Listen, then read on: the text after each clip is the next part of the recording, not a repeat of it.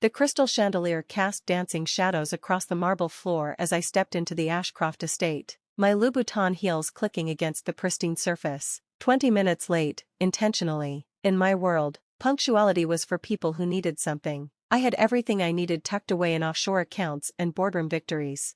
Maya? My half-sister Claire's voice carried across the champagne-soaked crowd, saccharine sweet with underlying venom. I can't believe you actually came. Can't believe, or hoped I wouldn't?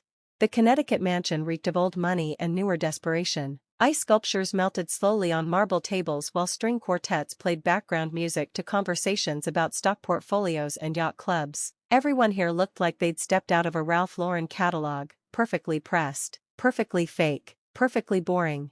Wouldn't miss it for the world, I replied, accepting a glass of Dom Perignon from a passing server. The bubbles tickled my throat, but not as much as the irony of the situation. Claire's fiancé, Preston Ashcroft III, materialized beside her like a Ken doll come to life, tall, blonde, and radiating the kind of confidence that came from never being told no in his entire privileged existence. Preston, this is my cousin Maya, Claire said, the word cousin dropping from her lips like poison. She's our little charity case from the West Coast. Preston's handshake was firm but dismissive, his eyes already scanning the room for more important people. Charity case, huh? What do you do out there, surfing? I smiled, sipping my champagne slowly. Something like that. She's in finance or something. Claire waved her hand dismissively, her engagement ring catching the light. Very niche. Very. Small scale. Small scale. If only she knew. The crowd around us laughed politely, the kind of laugh that said they were humoring the help. I'd heard it 1,000 times growing up, in the hallways of boarding schools I'd earned my way into, in the offices of firms that hired me despite my last name, in the boardrooms where I'd eventually made my fortune. Maya Sterling. An older voice cut through the chatter like a blade. Did someone say Maya Sterling? The room shifted. Conversations paused mid-sentence. Even the string quartet seemed to falter for a moment. Harrison Ashcroft Sr. stood by the fireplace, his silver hair perfectly styled, his suit impeccably tailored, but his face had gone pale, his martini glass frozen halfway to his lips.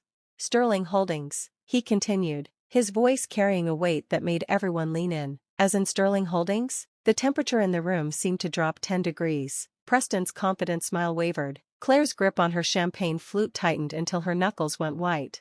The very same, I said, my voice calm as still water. You see, what dear Claire had failed to mention, what she'd never bothered to learn, was that while she was playing dress-up in Daddy's trust fund, I was building an empire. Sterling Holdings wasn't just some niche finance thing. It was a multi-billion-dollar private equity firm that had been quietly acquiring distressed assets across the Northeast for the past 5 years, including 3 companies that formed the backbone of Ashcroft Capital's portfolio.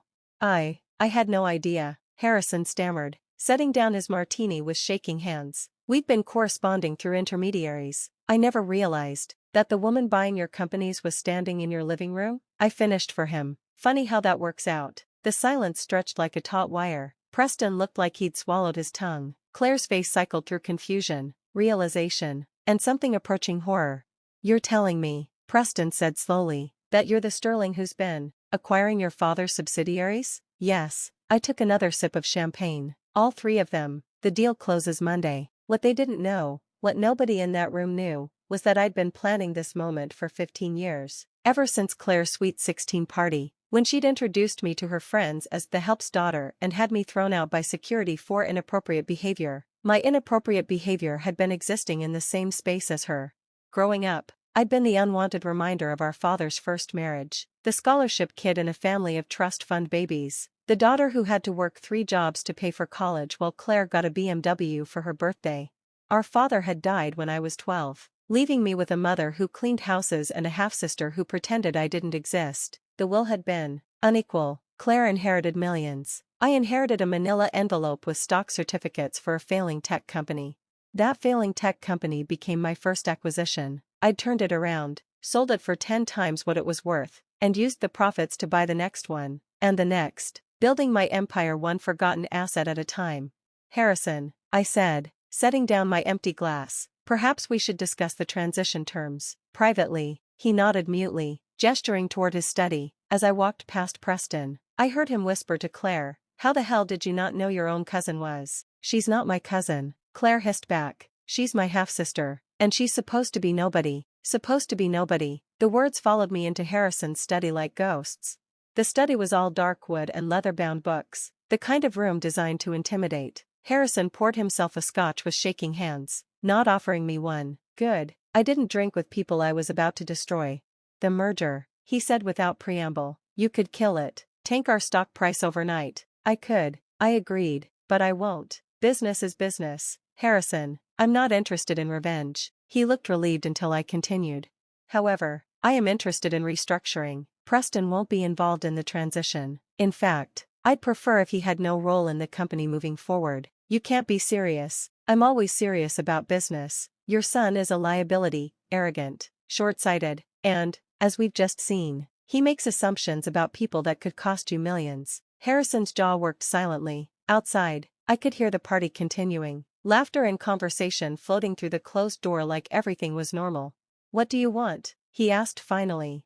I want you to announce Preston's transition to a consulting role effective immediately. I want full operational control of the 3 subsidiaries. And I want a public apology from your son for his behavior tonight. That's harsh. That's business. 20 minutes later, I emerged from the study to find the party in full swing. Claire was holding court by the piano, regaling a group of her sorority sisters with some story that had them laughing uproariously. Preston stood with his groomsmen, still looking shell-shocked.